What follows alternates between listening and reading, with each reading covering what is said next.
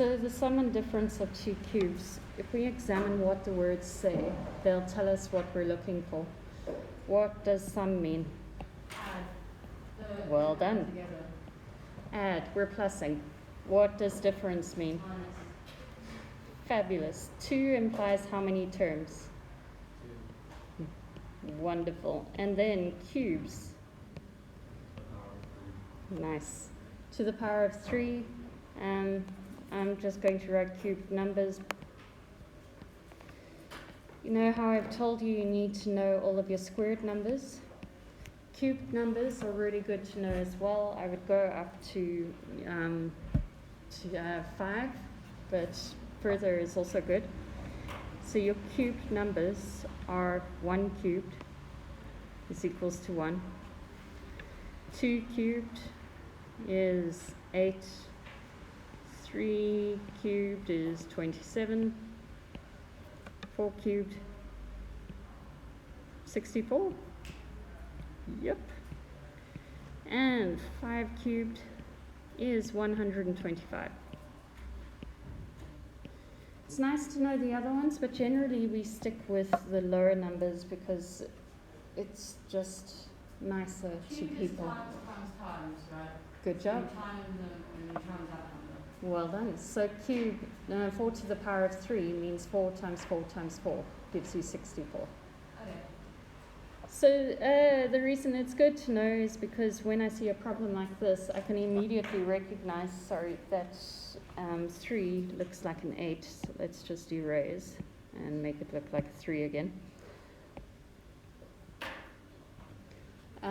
When I see 64, I should be able to recognize that it is going to be 4 cubed. So sum and difference of 2 cubed, there's definitely a formula in how to do it. In other words, like difference of 2 squares, you don't need to remember what to do. As soon as you see the 2 cubes, you start by setting up your brackets. With sum and difference of 2 squares, your brackets have enough space for 2 terms and 2 terms. With cubes, sum and difference of 2 cubes, you're going to have 2 terms in the first bracket and 3 in the other. I'm actually going to make this bigger and do something fancy.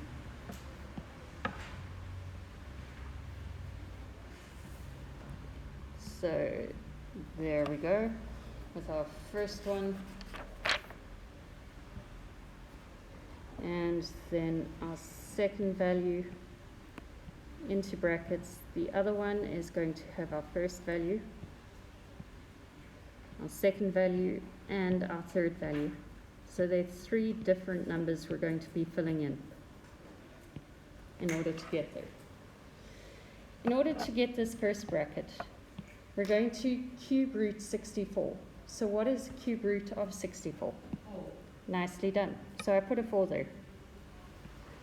We're also going to cube root x squared. So what is, x cubed. Yes, it is x. So that first term over there is 4x. The first term in the second bracket is going to be whatever 4x needs to be multiplied by to get to 64x cubed. So what does 4 need to be multiplied by? 4x3. Very, very close. So it will be, 4 times 16 will give us 64. Whatever 4 needs to be times by to get To 64. So whatever 4 must multiply by to get to 64. So 4 times by 16 gives me 64. Then x times by something will be x cubed. X Times by 3. X times by x to the power of 3. Very close. So it's x to the power of 2. That goes there, and just make it neater.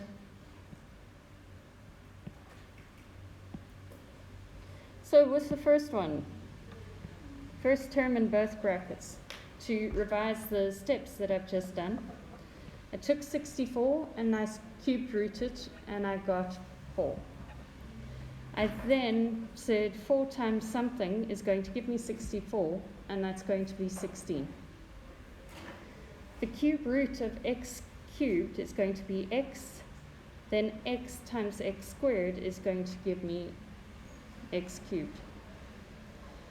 The cube root of negative 3, sorry, my brain went blank. In terms of speaking, the cube root of negative y cubed is going to be what? Is it positive or negative? Well done, it's going to be negative. So it's negative, and it's y to the power?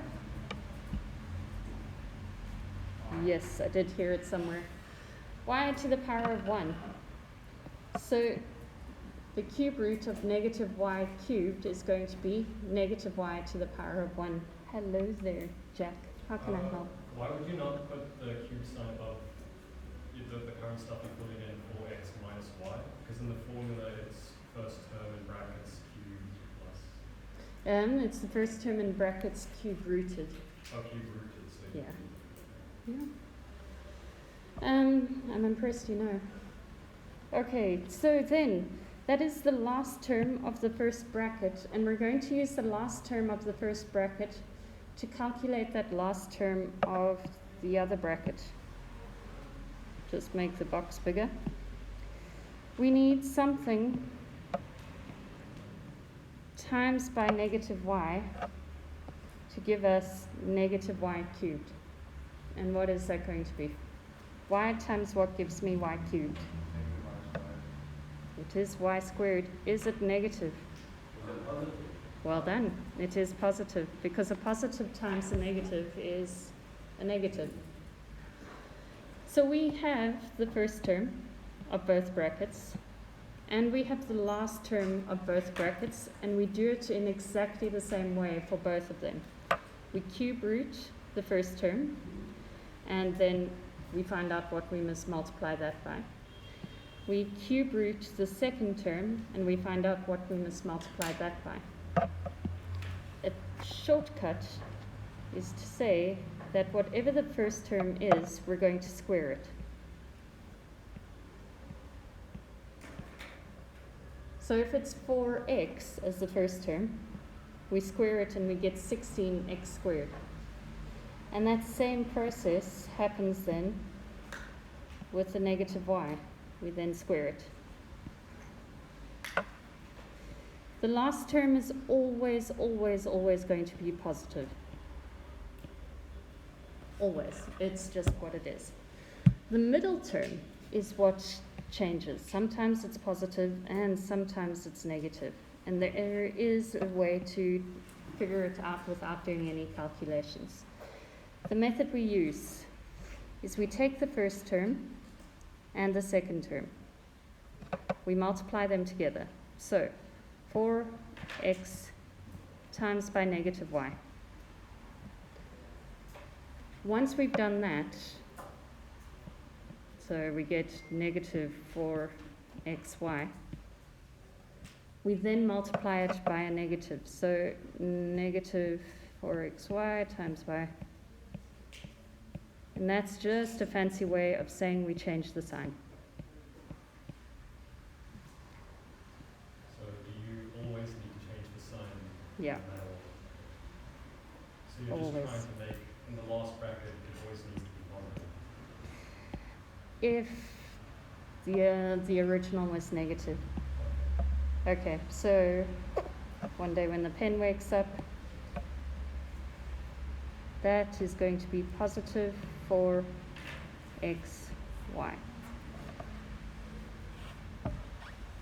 So now that I've done an example, we're going to write down the steps one by one.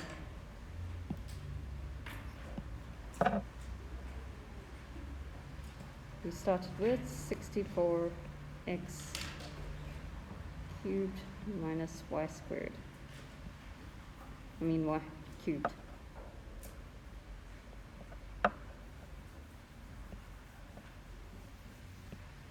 So we cube root.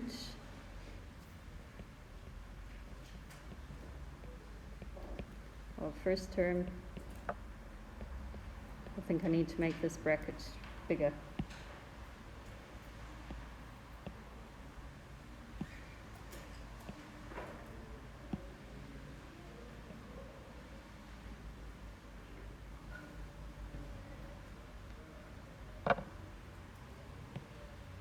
Okay, and then we square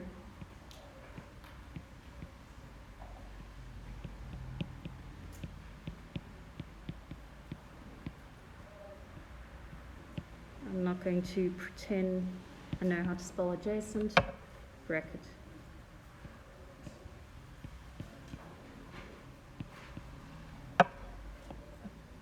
Let's do some highlighting. So there is the cube root of the first term, and then we square the first term of the adjacent bracket, and it's linked to that 6x cubed over there. Okay, so for that second term in the first bracket, remember there are only two terms. We're going to cube root the second term.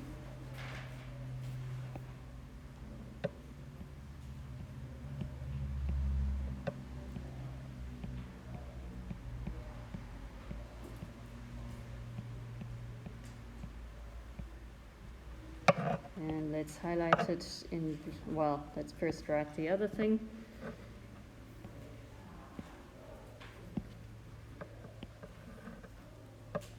And we're going to square. Wait, isn't that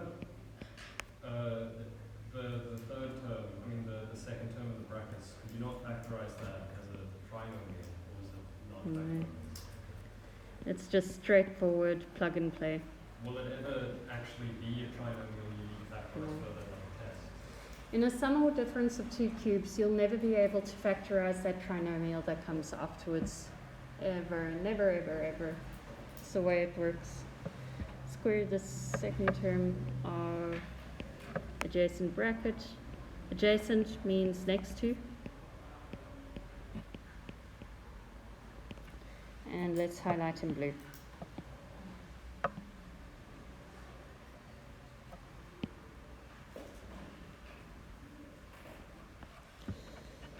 In the middle, you've got your sign. So that's your plus or your minus. Your sign is always exactly the same as the sign that's in the original thing. So exactly.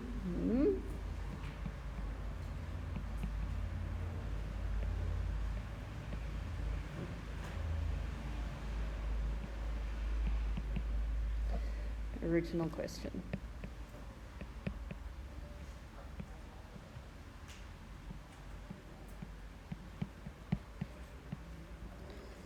In other words,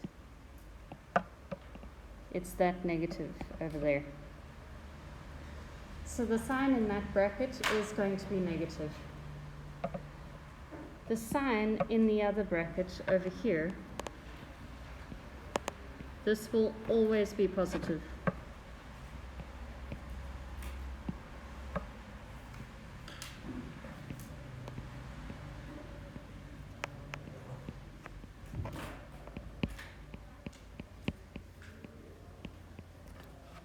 Always, always, always, always positive.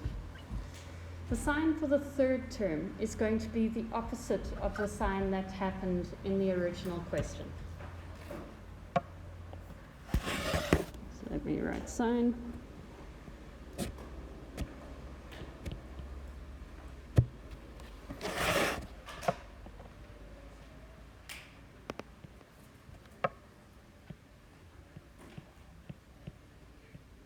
So in the question, if it was minus, it's now plus. If it was plus, it's now minus. Opposite of sign in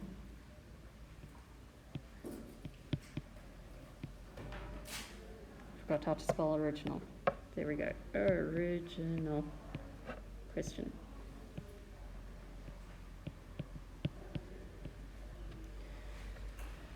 So then it's just finding the last term or the middle term that's going to happen. The middle term is going to be how do we say this in as few words as possible? Here we go. Ugh. Excuse that. Yep.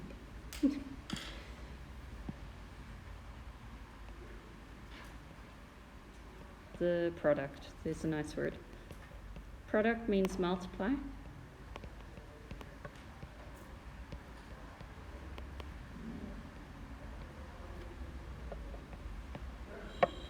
Product of the terms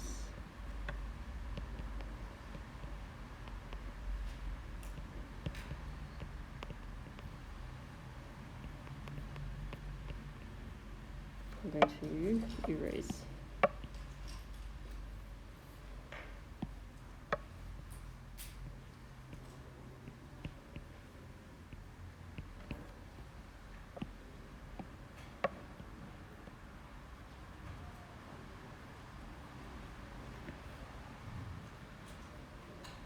And that's how we do a sum or difference of two cubes. It's always the same thing.